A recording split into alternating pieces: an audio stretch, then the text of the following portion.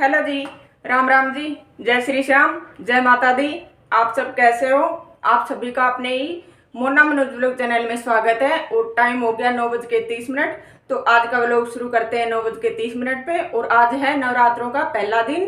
तो आज से नवरात्रा शुरू हो गए। माँ दुर्गे का आशीर्वाद आप पे बना रहे, सब खुश रहे, खुशहाल रहे, स्वस्थ रहे, मस्त रहे। और आज माँ शेरवाली का आगमन हो चुका है, तो हम भी उनका स्वागत करते हैं और मैया की चौकी लगाते हैं। क्योंकि मैं भी नवरात्रा करती हूँ। हमेशा क्या करती थी, 2 नवरात्रा करती थी। अब के बाद सोचे हैं 9 के 9 नवरात्रा करते हैं। तो माता की चौकी लगाने के लिए मैं तैयार हो चुकी थी और माता की चौकी लगाएंगे तो आप लोगों के साथ भी शेयर करती हूँ माता की चौकी मैं किस तरह लगाती हूँ। और बहुत ही सिंपल तरीके से लगाती हूँ, ज़्यादा तामझाम नहीं करती हूँ, कोई भी कर सकता है। और हमेशा से मैं जब से नवरात्रा शुरू किए थे मैंने करने, तब से मैं इसी तरीके से करती आ रही हूँ। तो व्लॉग में बने रहिए। जय माता दी। तो यहाँ पे करेंगे हम जोत बत्ती, जहाँ पे मैंने दिवाली पे की थी यहीं पे शेरवाली मैया की जोत बत्ती करूंगी। तो मेज को मैंने उस तरफ कर दिया और यहाँ पे रख लिया मैंने पाटा, और पाटे के ऊपर मैंने बिछा दिया ये आसन, जो कि कल वाली वीडियो में मैंने दिखाया था आपको, बड़ा था। तो कल मैंने इस पाटे के साइज का ही कट करके और एकदम आसन तैयार कर लिया बिल्कुल साइज का। और ये लैस भी इसके साथ में थी, ये भी मैंने दोबारा से वापस लगा दी। तो कितना सुंदर आसन तैयार हो गया। और अब विराजमान कर दी हमने शेरवाली मैया और गणेश जी, क्योंकि गणेश जी के बिना हर पूजा अधूरी रहती है। और ये प्लेट है, इसमें मैंने साथ लगा दिया, थोड़ी सी चावल रख दिए और इसमें रखूँगी मैं कलश। और ये प्लेट रखना ज़रूरी नहीं है, ये प्लेट मैं इसलिए रख रही हूँ क्योंकि जो कलश होते हैं ये पानी से झरते रहते हैं, तो नीचे आसन भी खराब हो जाता है और जो पाटा है नीचे भी बहने भी लग जाता है पानी। तो जो भी पानी मतलब कि रिसेगा झरेगा तो इस प्लेट में ही रह जाएगा, बाहर नहीं आएगा। और ऊपर रख दिया ढक्कन, और ढक्कन पे भी साथ लगा के थोड़े से चावल रख के और फिर हम नारियल रखेंगे।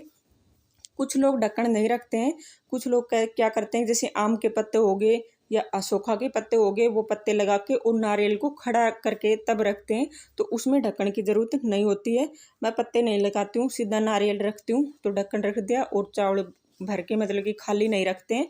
और मोड़े का धागा भी बांध दिया। और जो ये नारियल लेके आई थी इसके भी मैं मोड़े का धागा ये बांध दूंगी। मैं चुनरी नहीं लेके आई थी, अगर चुन्नी है आपके पास तो आप चुन्नी भी रख सकते हो।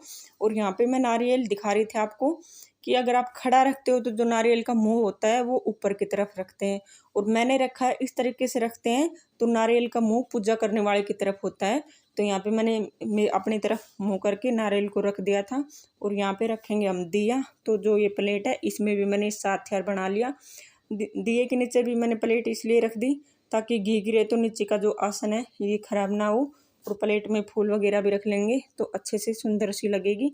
तो जो ये फूल है ये देखो, ये है गुलाब का फूल जो छत पे लगा हुआ था, तो छत से तोड़ के लेके आई थी। और जो ये सारे फूल हैं इस छत पर से ही तोड़ के लेके आई थी, बाहर से नहीं मंगवाए थे। तो यहाँ पे मैंने सारे फूल तोड़ के लेके आई थी, वो रख दिए प्लेट में। और जो गुलाब वाला था वो मैंने माता के सामने रख दिया।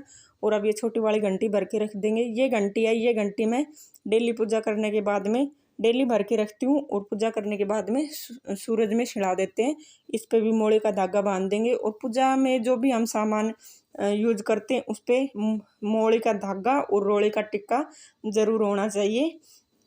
तो यहाँ पे मैंने हर चीज़ पे रोड़े का टिक्का लगाया था और मोड़े का धागा। और ये प्लेट दिखा रही थी, ये छोटी छोटी कटोरी हैं। ये कटोरी मैं स्पेशल पूजा के लिए लेके आई थी, कोई भी पूजा पाठ करें तो ये सारी चीज़ मैं रख लूँ एक साथ प्लेट में। तो इनमें मैंने क्या क्या रख रखा है, एक में है मिश्री, एक में जो ड्राई फ्रूट का प्रसाद आता है वो प्रसाद, एक में रोड़ी, चावल, लौंग, इलायची। तो सारी चीज़ें मैंने इन छोटी कटोरों में रख के और एक प्लेट में रख दिया। और इसके साथ में मोड़े का धागा हो गया, 2 बत्ती होगी, ये भी रखी हुई थी। और ये है जो ज्वारे बोते हैं, माता की पथवारी बोते हैं, ये है। तो मिट्टी को मैंने पहले ही अच्छे से साफ करके और फिर मैंने इस कुंडे में डाल के और तब यहाँ पे रख लिया था। जैसे कि आप देख रहे हैं सारा सामान मैं एक साथ ही लेके बैठी थी कि बीच बीच में मेरे को खड़ा ना होना पड़े। तो यहाँ पे जो है वो डाल दिए जो, और ऊपर ऊपर हाथ से अच्छे से मिला दिए। और पानी भी छिड़क छिड़क के डालना है, सीधा डायरेक्ट पानी नहीं डालना है। और इस पे भी हम मोड़े का धागा बांध देंगे और टिक्का लगा देंगे। तो यहाँ पे मैंने बांध दिया है मोड़े का धागा और अब लगा देंगे टिक्का। तो टिक्के मैंने कितने लगा दिए, शायद 7 टिक्के लगाए थे, 5, 7, 9, 2, आप जितना चाहें जितना भी लगा सकते हो। तो यहाँ पे माता की पथवारी भी बो दी है।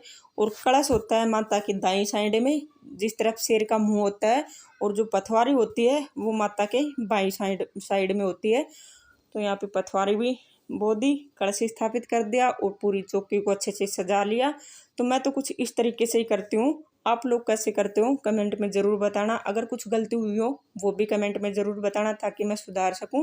और किस किस ने नवरात्रे किए हैं वो भी कमेंट में ज़रूर बताना।